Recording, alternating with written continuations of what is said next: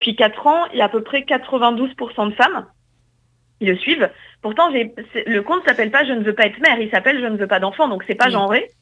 Et quand même, les hommes ne se sentent pas concernés par cette question. Pourtant, ça m'est arrivé quand même d'avoir des témoignages d'hommes me disant moi aussi on m'a dit que j'étais égoïste, moi aussi on m'a dit que j'allais changer d'avis, c'est juste que j'avais pas rencontré la bonne personne, etc.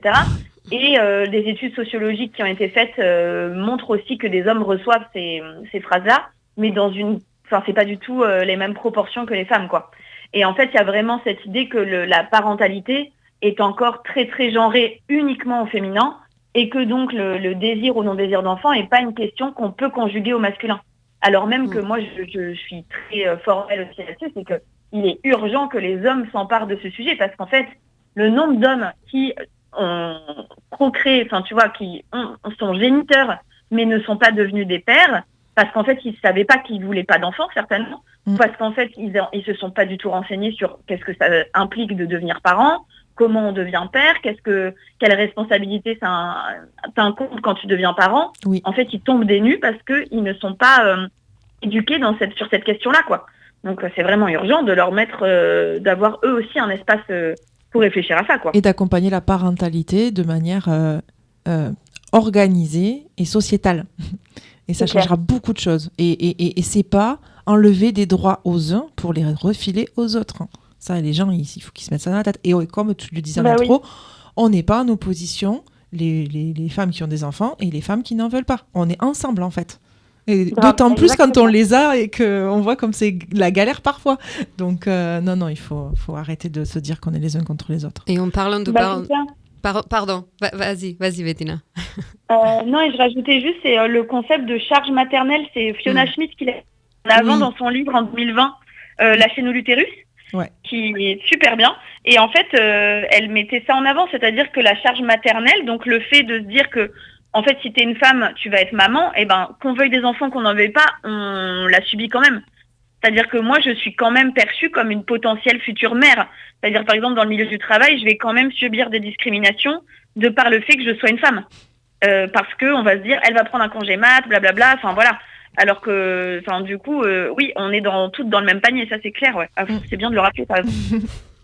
Dans l'épisode Pas de futur, pas d'enfant, d'une apocalypse à l'autre, paru dans la série Non merci pas d'enfant de l'émission de France Culture et LSD, que j'ai beaucoup apprécié, la série documentaire, on entend une personne interrogée répondre à la journaliste « Allez plutôt demander pourquoi on fait encore des enfants aujourd'hui ».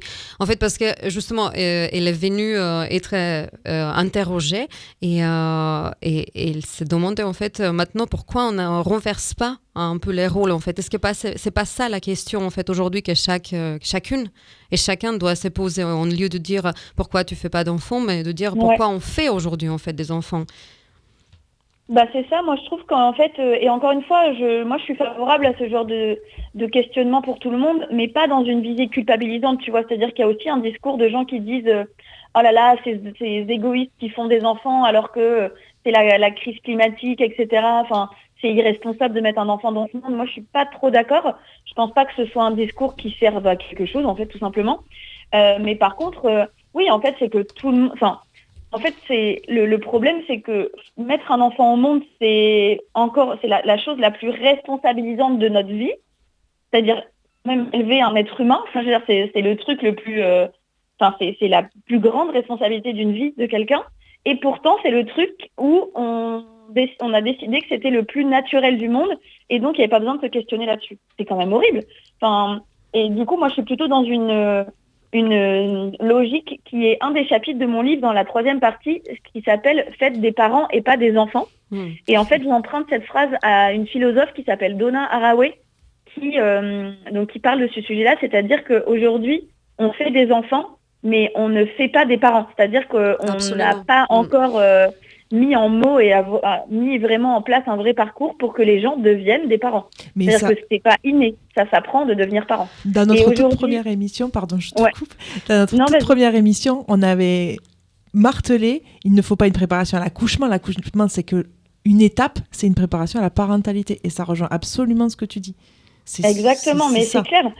Et en fait, je trouve ça vraiment... je trouve ça dommage, en fait, qu'on ne mette pas plus d'énergie à à vraiment préparer les gens à la parentalité, d'autant plus parce que là, ça c'est une autre partie de mon livre, moi je critique énormément la famille nucléaire, c'est-à-dire qu'aujourd'hui, la famille nucléaire c'est une institution, donc on n'a pas toujours fait famille comme ça, avec le fait de vivre avec papa, maman et idéalement 2 enfants sous le même toit, ou même pour les familles queer, hein, ça marche aussi, mais je veux dire, le fait de s'enfermer dans un appartement ou dans une maison avec ce modèle familial, il date littéralement d'hier à l'échelle de l'humanité. C'est-à-dire qu'il y a encore 100 ans, on vivait pas du tout en couple de cette manière-là.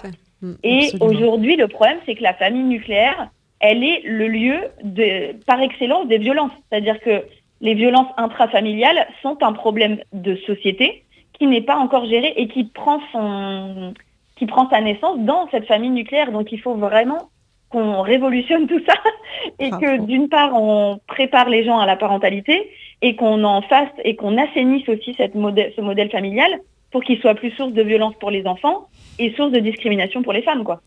Alors cette violence conjugale justement sera le sujet de notre prochaine émission.